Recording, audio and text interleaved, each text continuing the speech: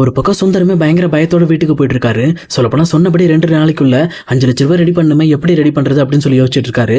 ஆனா இன்னொரு பக்கம் அவங்கள ஏமாத்தின அந்த 2 பேருமே கிட்டத்தட்ட பரவாயில்லையே, இவன் ரொம்ப பெரிய கைதான் போல இருக்கு, இது வரைக்கும் நம்ம கிட்ட மாட்டினவங்களை விட இவன் ரொம்பவே பெரிய பணக்காரன், இவனை வச்சே செட்டில் ஆயிரணும், பரவாயில்ல 2 நாள்ல 5 லட்ச ரூபாய் ரெடி பண்ற அளவுக்கு அவ்வளவு பெரிய அப்பாட்டக்கார இவன் அப்படின்ற மாதிரி அவங்களுக்குள்ள பேசிக்கிட்டு இருக்காங்க. அதே நேரத்துல இந்த பக்கம் சுந்தரமே வீட்டுக்கு வந்ததுக்கு அப்புறம் என்ன பண்றதுன்னு தெரியாம ரொம்பவே விழிப்பதிங்க போயிருக்காரு. சொல்லப்போனா அவருமே ரொம்ப சேட் ஆயிட்டாரு. இப்பதான் அவருக்குமே பண்ண தப்பை பத்தி புரிய வருது. நம்ம ரொம்பவே ஓவரா போயிட்டோமோ, நம்ம அதிகமா போய் தான் இப்படிப்பட்ட ஒரு பிரச்சனைல மாட்டிட்டு இருக்கோம். இப்போ இந்த பிரச்சனை மட்டும் வெளியில வந்துச்சு அப்படின்னா கண்டிப்பா நம்மளோட மான மரியாதை போயிடும், அதை விட முக்கியமா நம்மளோட வாழ்க்கையே போயிருமே அப்படின்னு சொல்லி யோசிச்சுட்டு இருக்காரு. அதனால எப்படியாவது நம்ம பணத்தை ரெடி பண்ணணும் அப்படிங்கிறதுக்காக ஃபர்ஸ்ட் தன்னோட அக்கௌண்ட்ல எவ்வளவு இருக்கு அப்படிங்கறத செக் பண்ணி பாக்குறாரு. தன்னோட அக்கௌண்ட்லயுமே ஒரு 3 லட்சம் பக்கம் பணம் இருக்கு. உடனே ஓகே சரி, ஒரு 3 லட்சம் இருக்கு, இன்னும் 2 லட்சம் வேணும், அதை எப்படி ரெடி பண்றதுன்னு சொல்லி யோசிச்சுட்டு இருக்காரு. அதே நேரத்துல பவானியோட அக்கௌண்ட்ல ஏற்கனவே நிறைய பணத்தை பார்த்திருப்பாரு. அப்ப பேசாம பவானிட்ட கேட்டு பார்ப்போமா, வேற ஏதோ ரீசன் சொல்லி கேட்போம், நான் திருப்பி என் ஃப்ரெண்டு கொடுத்துருவாங்க, என் ஃப்ரெண்டுக்குன்னு சொல்லி கேட்போம் அப்படின்னு சொல்லிட்டு ஒரு ரீசனோட அவரும் பவானி கிட்ட போறாரு. பவானிட்ட போயிட்டு இந்த மாதிரி பவானி எனக்கு ஒரு 2 லட்ச ரூபா தேவைப்படுது, என்னோட ஃப்ரெண்டு ரொம்பவே இக்கட்டான சூழ்நிலையில இருக்கான், அவனுக்கு நான் ஹெல்ப் பண்ணணும், கண்டிப்பா அவன் ஒரு மாசத்துல திருப்பி கொடுத்துருவான், அவன் கொடுத்தவொன்னே நான் அவனை கொடுத்துறேன் அப்படின்னு சொல்லிட்டு இந்த பக்கம் பவானிட்டையுமே அந்த பணத்தை கேட்டுட்டு இருக்காரு. அப்ப பவானியுமே இருந்துகிட்டு எடுத்துக்கங்க, அதெல்லாம் ஒன்றும் பிரச்சனை இல்லை, அது எதுக்கு என்கிட்ட கேட்டுட்டு இருக்கீங்க, 2 லட்சம் தானே வேணும் உங்களுக்கு அப்படின்னு சொல்லிட்டு அவங்களோட அக்கௌண்ட்ல இருந்து இந்த பக்கம் டைரக்டா இவரோட அக்கௌண்ட்டுக்குமே பணத்தை மாத்தி விட்டுறாங்க. இவருமே ஒரு வழியா 5 லட்ச ரூபாய் பணத்தை ரெடி பண்ணிட்டு இந்த பக்கம் அடுத்து சரி நம்ம 2 நாள்ல கொடுக்குறோம்னு சொல்லியிருக்கோம்ல, சரி இன்னைக்கு வளகாப்பு மட்டும் முடியட்டு, முடிஞ்சதுக்கப்புறம் நம்ம போய் கொடுத்துக்கலாம் அப்படின்னு சொல்லிட்டு அவருமே தன்னோட பணத்தெல்லாம் ஹோல்டு பண்ணிக்கிறாரு. அதே நேரத்தில் எங்க வீட்லயுமே வளகாப்பு ரொம்பவே சிறப்பாக நடந்துகிட்டு இருக்கு. இன்னொரு பக்கம் எங்க பொண்ணையுமே ரொம்பவே ஓடி ஆடி இங்க உஷாக்காக நிறைய வேலைகள் செஞ்சுட்டு இருக்காங்க. அவங்களுக்கு செய்ய வேண்டிய சாப்பாடு ஹோட்டல்ல இருந்து 12-13 விதமா வந்தாலும் இவங்க வீட்லயுமே அவங்களுக்கு பிடிச்ச மாதிரி நிறைய ஃபுட்டெல்லாம் செஞ்சு வச்சுட்டு இருக்காங்க. சொல்லப்போனா இது ரொம்ப நாள் அவங்களும் ஆசைப்பட்ட ஒரு கனவு தானே. இந்த மாதிரி உஷாக்கு குழந்தை இல்லாம இருந்தப்போ கண்டிப்பா இவங்களுக்கு குழந்தை வரணுங்கிறதுக்காக சக்தி இவங்களும் சேர்ந்தா கோயிலெல்லாம் போய் என்னென்னமோ பரிகாரம்லாம் பண்ணியிருப்பாங்க.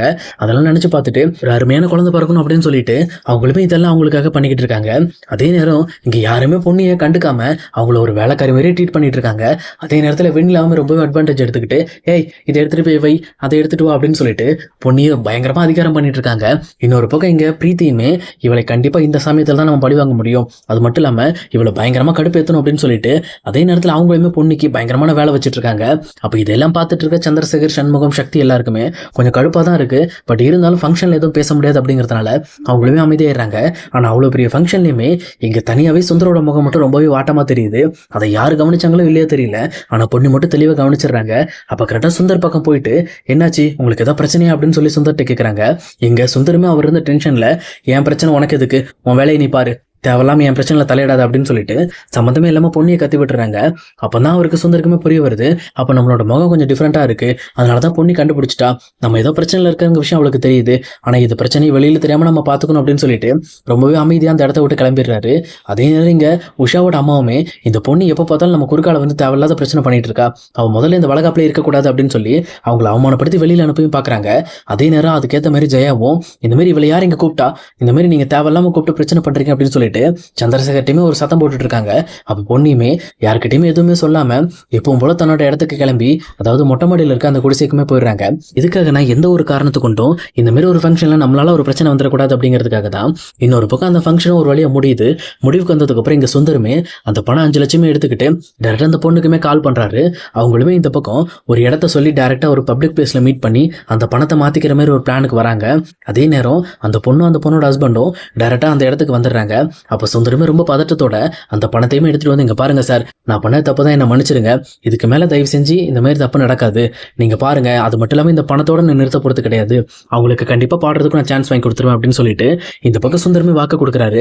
அப்ப கரெக்டா அந்த பொண்ணோட அண்ணன் மாதிரி ஆக்டிங் பண்ணிட்டு இருக்கா அவங்களோட ஹஸ்பண்டும் இந்த பக்கம் சரி சரி நீ சொன்னதை செஞ்சா சரிதான், நான் முதல்ல போய் இந்த கருவை கலைக்கிறதுக்கு உண்டான வேலையை பாக்குறேன் அப்படின்னு சொல்லிட்டு அவங்களுமே அந்த பணத்தை வாங்குறாங்க. இதுல முக்கியமான விஷயம் என்னன்னா இவங்க கரெக்டா நின்று பேசிட்டு இருக்கிற அந்த இடம் வேற எந்த இடமும் கிடையாது, இங்க பொண்ணு வேலை பார்க்குற பியூட்டி பார்லர் பக்கத்துல இருக்க இடம் தான். அவங்களுமே காலையில எப்பவும் போல வேலைக்கு கிளம்பி வரும்போது என்ன இது சுந்தர் நிற்கிறாங்களே அப்படின்னு சொல்லிட்டு சுந்தரமே பாக்குறாங்க. அதே நேரத்தில் ஆப்போசிட்ல இருக்க 2 பேருமே பாக்குறாங்க. அப்ப சுந்தரமே அந்த பணத்தை கொடுத்துட்டு அப்பா பிரச்சனை முடிஞ்சிச்சா அப்படின்னு சொல்லிட்டு அங்கிருந்து தன்னோட கார் எடுத்துட்டு கிளம்புனதுக்கு அப்புறம் அந்த பொண்ணும் அவரும் சேர்ந்துட்டு இந்த பக்கம் பரவாயில்ல இழிச்ச வாயனை ஏமாத்தி 5 லட்ச ரூபா நம்ம சம்பாதிச்சிட்டோம் அப்படின்னு சொல்லிட்டு எங்க பொண்ணு கிராஸ் பண்ணும்போது அவங்க காதல படுற மாதிரி பேசிட்டு இருக்காங்க. அப்ப பொண்ணையுமே எதுக்காக சுந்தர் 5 லட்சம் கொடுத்திருக்காரு, ஒருவேளை இவங்க சுந்தரம் ஏமாத்திட்டாங்களா அப்படின்னு சொல்லிட்டு அந்த பொண்ணுமே ரொம்பவே நோட் பண்ணி பார்க்குறாங்க. அப்போதான் அவங்களுக்கு புரிய வருது, கிட்டத்தட்ட கொஞ்ச நாளைக்கு முன்னாடி சுந்தர் இந்த பொண்ணோட காரில் போயிட்டு இருந்திருப்பாரு, அந்த பொண்ணு தானே இது அப்படின்னு தெளிவாக கண்டுபிடிச்சிடுறாங்க. ஆனால் அவங்க பேசிட்டு இருந்த வார்த்தைகள்லாம் பார்க்குறப்போ சுந்தர் ஏமாந்து ஒரு 5 லட்ச ரூபாய் கொடுத்துட்டு போயிருக்காரு. அப்போனா சுந்தரை பிளாக்மெயில் பண்ணி ஏதோ பணம் வாங்கியிருக்காங்க அப்படிங்கிற விஷயத்தையுமே புரிஞ்சுக்கிறாங்க.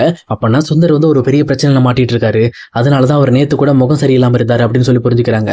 அவர் பண்ண தப்புக்கு எப்போவும் மாட்டிக்க வேண்டியது இப்பதான் மாட்டியிருக்காரு. ஆனா என்ன பெரிய முதல வாயில போய் மாட்டின மாதிரி இருக்கு. இதனால என்னென்ன பிரச்சனைகள் வரப்போதோ தெரியலையே. அதே நேரம் பவானி அக்காவோட வாழ்க்கை எப்படி பாதிக்கப்பட போதுன்னு தெரியலையே. இவங்க பண்ற தப்புனால கண்டிப்பா சிவானி பாப்பாவோட வாழ்க்கையில ஒரு பெரிய பாதிப்பு இருக்கும். இந்த விஷயத்தை எப்படியாவது நம்மளும் கொஞ்சம் கண்ட்ரோல் பண்ணி ஆகணும். இவங்களுக்காக இல்லைனாலும் அந்த சிவானி பாப்பாக்காவது நம்ம பண்ணணும். சொல்லப்போனா அவளோட வாழ்க்கை இவங்க பண்ற சின்ன சின்ன தப்புனால பாதிக்கப்படக்கூடாது அப்படின்னு சொல்லிட்டு பொண்ணையுமே சுந்தருக்கு உதவி பண்ற மாதிரி ஒரு முடிவுக்கு வராங்க.